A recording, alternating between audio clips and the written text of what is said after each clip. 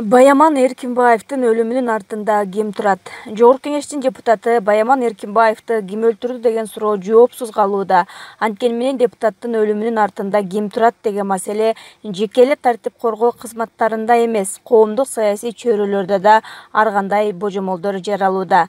Депутат Баяман Эркинбаев көпчүлүктүн оозунда буга чейин кылмыш чөйрөсүндөгү таасирдүү адамдардын катарында ат алып келген. Айрыкча март инкылабынан кийин болгон Оштогу Алай мейманканасындагы атышуулар депутатка сөз тийгизген пикирлерди көбөйтүбөйдү.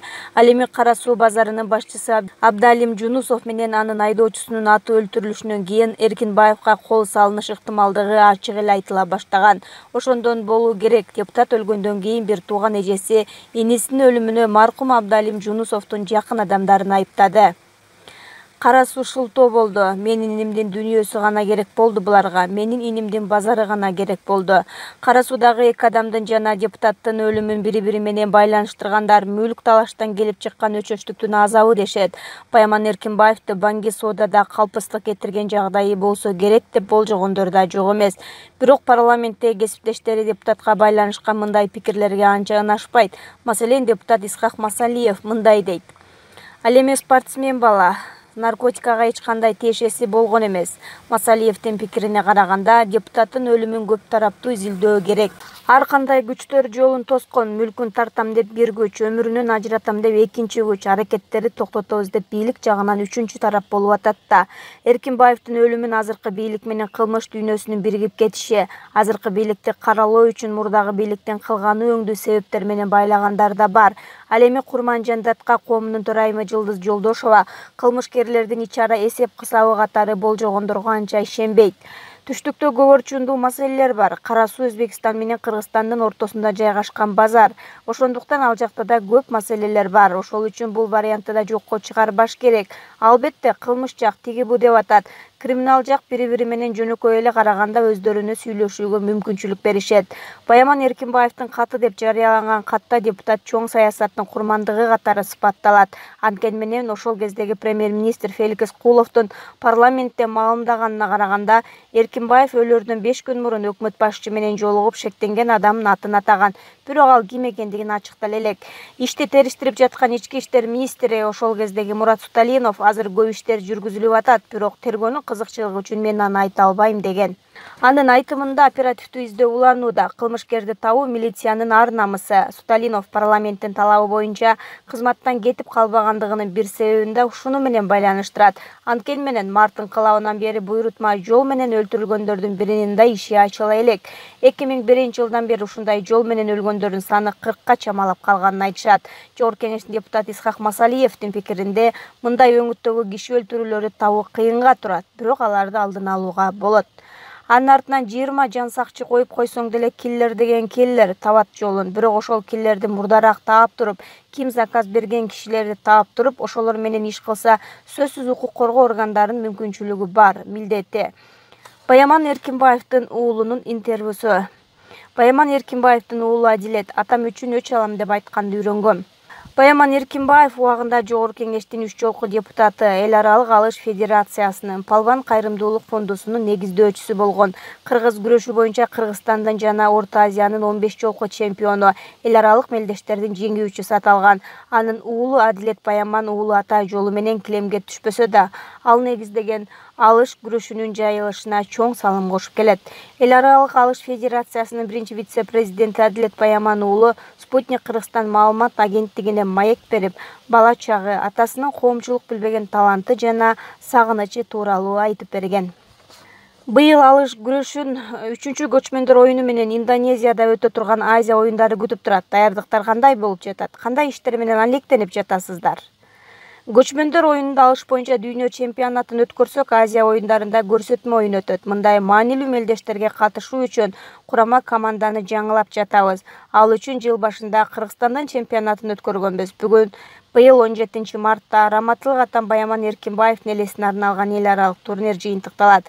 Жыйында кыз-келиндер арасында Курманжандатка аталышындагы мелдеш өтөт. Ушул 3 этап менен мыкты балдарды тандайбыз деп ишенем. Көчмөндөр оюнунда канча медаль алууну көздөп жатасыздар? Экинчи көчмөндөр оюнунда командалык эсеп боюнча түркмөн балбандарынан утулуп калганбыз. Алар 9 алтын медалга ээ болушкан. Башында медалды кыргыздар берчү эмес. 2005-жылдары Ирандын балбандары күчтүү чыга баштады. 2010-жылы Европа мамлекети кошулуп, Молдован, сербдер мыктылыгын көрсөттү. Учурда түркмөндөр кыйын болсо, Ирандын кыздары алдыга киши салдырбайт. Бирок атаандаштардан ашып түшкөнгө аракет кылабыз. Негиздөөчүлөрдүн алыш күрөшүн Олимпиада оюндарына киргизүү аракети күч деп айтып калышат.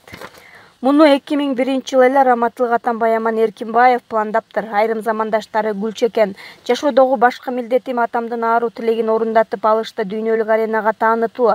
2008-жылы алыш дүйнөлүк күрөш уюмунун катарына, 2017-жылы Азия оюндарынын программасына кирди. Эми Олимпиада оюндарына киргизүү аракети чоң. Бул үчүн мамлекеттен да ири колдоо керек. Маселен, 2013-жылы ирандар улуттук күрөшүү боюнча дүйнө биринчилигин уюштурган. Биринчи кезекте алардын өлкө башчысы колдоо алган. Эми алар бизге атаандаш болду. 2020-жылы Токиодо өтө турган Олимпиадада көргөзмө оюн катары тартууласак, 2024-2028 жылдары расмий түрдө киребиз деген план бар. Алышта кыз келиндердин мүмкүнчүлүгү чоң, спорттогу тең салмактык деген бар. Алышты кыздардын спорту катары карап жатышат. 21 жашыңызда эл аралык алыш федерациясынын биринчи вице-президенти кызматын жетектедиңиз. Тажрыйба жагынан аксаган учурлар болдубу? Жаңы иштеп баштаганда жаш экен, көп нерсени түшүнбөйт деп айтышкан. Ага макул болбой урушуп талашкан учур болду. Мен кичинемден спорт менен чоңойгом. Атам экөөбүздүн сүйлөшкөн темабыз да спорт эле. Андыктан түшүнүгүм жетиштүү болду деп ойлойм. Жумушумда 2 жылдай келишпестиктер болду. Кийин кесиптештерим түшүнүү менен кабыл алып калышты. Эмнеге атаңыздай болуп килем бетине чыкпай алыш күрөшүн уюштуруу иштери менен алектенип калдыңыз?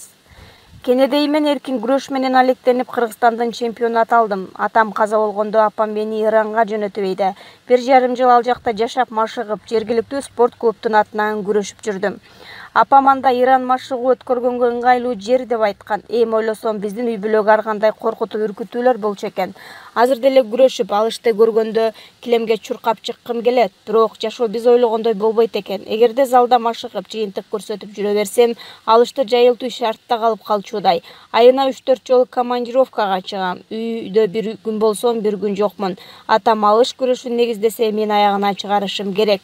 Азыр килемде эмес, стол үстүндө күрөшүп келем. Атаңызды көрүп билген адамдар ага окшоштуруп жашоо алат деп угам. Атаңыздын жүгү сиз үчүн оор сезилбейби? Оор деп кантип айтам? Атамдын калган ишти улантуу, Байаман Эркинбаевдин уулу деген атты татыктуу алып жүрүү менин милдетим. Көбү сырткы келбетимди окшоштурушат. Мүнөзүмдү да окшоштургандары жок эмес, бирок ал катаал адам болчу. Атамдын костюмдары эмдигиче бар, кээде кийип алам. Чапчак келет десеңиз, анан апам мынча неге окшошсуң деп атамды көргөндөй чоочуп кетет. Атадан 13 жашыңызда ажыраган экенсиз. Ага байланыштуу кайсы окуяларды көп эстейсиз? Билсеңиздер керек, Ошто той өтсө күрөш да уюштурулат. Эсимде 5-классымда сарайга алып барып күрөштөрдү. Ал жактан 5-6 балбанды жыктым. Аягында элди айланып чаккан ичине акча чогултмай бар эле. Анан четке чыгып алып акчаны жан талашып санай баштадым. Атамды карасам, эмнегедир маанайы жок. Унчукпай машинеге отурдук. Бир маалда уялбайсыңбы? Сен эмнеге акча санаганга шашасың? Бул балбандын тарбиясы эмес деп урушту. Ошондо балбан акчаны эмес, тартипти биринчи орунга коюшу керек экендигин түшүндүм. Студент кезиндеги блокнотту сакталуу, ага өз ойлорун, ырларын жазып жүрчү экен. Атам сыртынан катаал көрүнгөнү менен чыгармачыл да адам экен. Каза болгондон кийин кийимдерин салыштырып жатып таап алгам. Биз таланттуу экенин көзөткөндөн кийин билип атпайбызбы? Майрамдарда инем Байырбек экөөбүздү паркка жөнөткөндө дайыма 50 сомдон берип, 5 сом балмуздакка, 20 сом селкинчекке, калганы тамагыңарга, анан ашкан 3 сомду кайрып келгиле дечү. Түркияга көп барчубуз. Аэропортко келсек, эним экөөбүз балмуздак жегибиз келип калды. Дүкөнгө барсак, аныбыз бир топ акча болуп кетти. Атам, балдары, мындан көрө силерге Ошко барганда кой алып союп берем деди. Макул деп эле кетип калдык. Ушунчалык сарамжалдуу киши эле. Бой жеткенде атанын сөзү керек экен. Көп нерсени аял кишиге айта албайт экенсиң. Баары жакшы. Анда-санда ушуну ойлоп өксүп калам. Сагынам, күн тартымды карап күтөм. Эмне иш кылбайын, баары атам менен байланыштуу. Ошко барсам, атамдан калган ишкерлик. Башымды жаздыкка койсом, атамдын үйү. Килем үстүндө күрөшүп жатсам, атамдын элеси. Сөөгү аларчага коюлган, мүрзөсүнө барып Куран окутуп жеңилдеп турам. Элесин такыр унутпайм. Мурда түшүмө көп кирчү. Азыр мелдештерде, чоң иш-чараларда караанын көрүп калам. Апаңыз атаңызга байланыштуу окуяларды көп айтып берсе керек. Экөө биринчи жолу телеграфтан көрүшүптүр. Атам апамды колунан тартып мени менен таанышасың деп эле мажбурлаптыр. Апам Баямандан коркконуман эле 2 жыл сүйлөшүп жүрдүм деп айтканы бар. Бир күн атам ыр аралаштырып кат жазган экен. Ошондон кийин апам жакшы көрүп калып, экөө чоң сүйүүнү баштан кечиришкен экен. Эми Чолпон Алыевна Баяман мырзанын ордун башкага алмаштыра албаса керек. Ислам дининде аял күйөөсү каза болгондон кийин боюнда болбосо 4 ай 10 күндөн кийин турмушка чыгууга уруксат экен. Апама көңүлүңүзгө жаккан адам болсо жалгыз калбаңыз деп мурда эле айткам. Апам атамдын ордун баса турган киши тапса каршы эмесмин. Андай киши барбы билбейм. Баяман мырза киши колду болбодубу? Сурайын дегеним, көкүрөгүңүздө кек сакталып калган жокпу? Жаш кезимде атам үчүн өч алам деп ок атканды үйрөнүп жүрдүм. Азыр туура эмес кылгам деп ойлойм. Атамдын өлүмүнө буйрук берген кишилер эндигиче жоопко тартылбай, аткарган кишилер гана жазасын тартып жатат. Күнөөлүүлөрдү Кудайга койдум. Алар бул дүйнөдөн жазага тартылбаса да, теги дүйнөдө жооп берет. Атаңызды криминалдык иштерге катыштыгы болгон деген пикирге кандай көз караштасыз?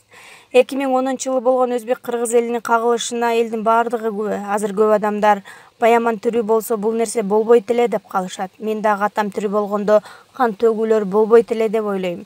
Ал барда эки эл биримдикте ынтымакта өмүр сүрчү. Атам бир гана адилеттүүлүк үчүн күрөшкөн, караларга аралашкан деген пикирге кошулбайм.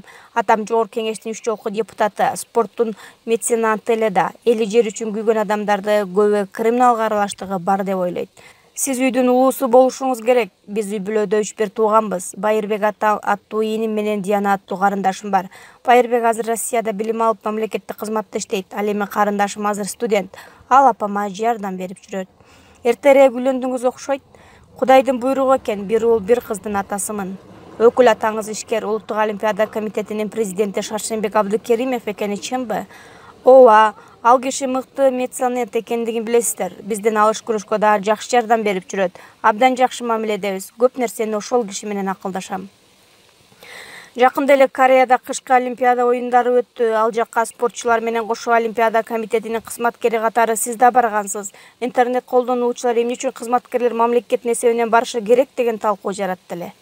Улуттук Олимпиада комитети мамлекеттин чөнтөгүнөн эмес, эл аралык Олимпиада комитетинин бюджетинен каржыланат. Кореяга Кыргызстандын атынан 2 спортчу, 2 машыктыруучу жана комитеттин 2 кызматкери бардык. Спортчулар даярдануу менен алек болсо, биз аларды машыга турчу жай, мейманкана, тамак аш менен камсыздап беришибиз керек. Ошон үчүн мен лыжачы Тариел Жаркынбаевга, дагы бир кызматкер Алия Калыбекова, Евгений Тимофеевке жоопкер болгонбуз. Мен интернетте комментарийлерди окудум. Парламентте отургандар да сын айтты. Жогорку кызматта отуруп Олимпиада комитети кай жактан каржылана тургандыгын билбегенди компетентсиз деп ойлойм. Атаңыз мурда Жогорку Кеңеш депутаты болсо, учурда апаңыз Чолпон Султанбековна вице-премьер. Сизде саясатка аралашайын деген ой барбы? Максаты мамлекетке кызмат кылуу. Эгер ыңгайы болсо саясатка эмнеге болбосун?